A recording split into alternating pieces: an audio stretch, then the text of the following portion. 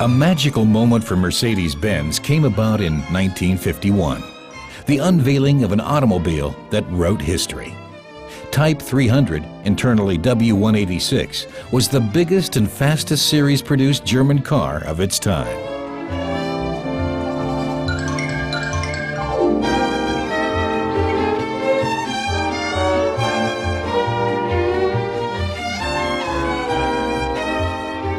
A refined sedan car of distinguished class, it quickly became the preferred vehicle of famous German statesmen. Outstanding personalities, like Federal Minister Ludwig Erhard, sat in its comfortable back seat. However, the myth revolving around the 300 goes back to the man who shaped the young Federal Republic like no one else, Konrad Adenauer. The first German chancellor just could not do without it, and even traveled abroad in his official car. No wonder the 300 is commonly known today as Adenauer Mercedes.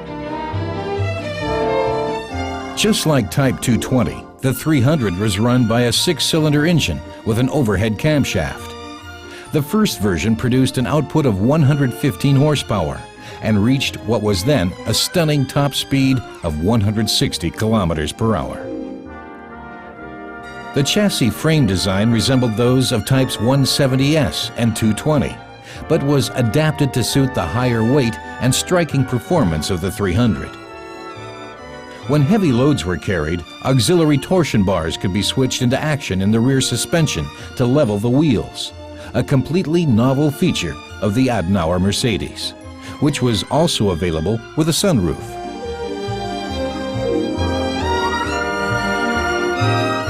Another option, the Cabriolet D with 5 or 6 seats. The first substantial improvements were carried out in 1954.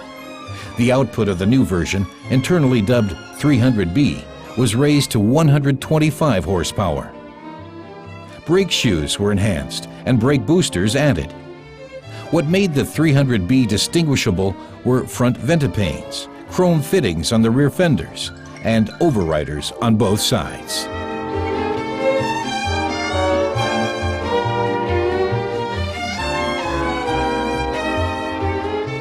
A new modified Type 300 was released in 1955.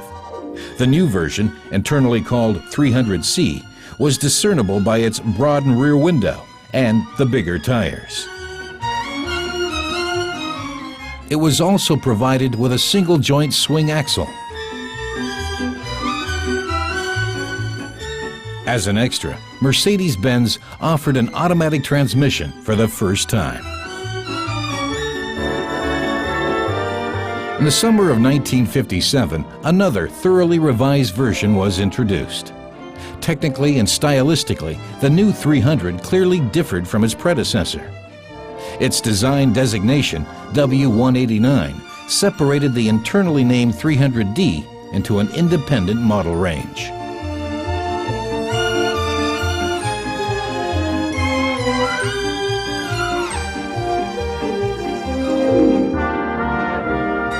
The fuel in the engine was not atomized by a carburetor, but by direct fuel injection, which propelled the output of the 300D to 160 horsepower.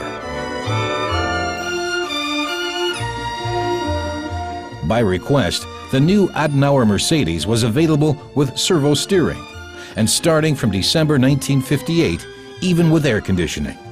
Incidentally, for the first time in a Mercedes-Benz passenger car. First and foremost, the body was modernized, which became apparent with the broadened window areas.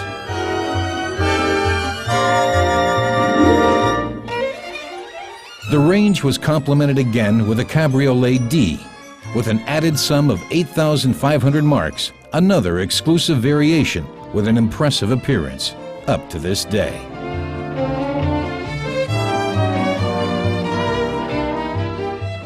Der Gewinner ist jeder Käufer eines Mercedes-Benz-Wagens, denn die gewonnenen Erfahrungen kommen ihm in allen Fahrzeugen, die den Mercedes-Benz-Stern tragen, zugute. Sie werden ehrlich überrascht sein und ebenso ausgeruht in die Konferenz kommen wie diese beiden Herren.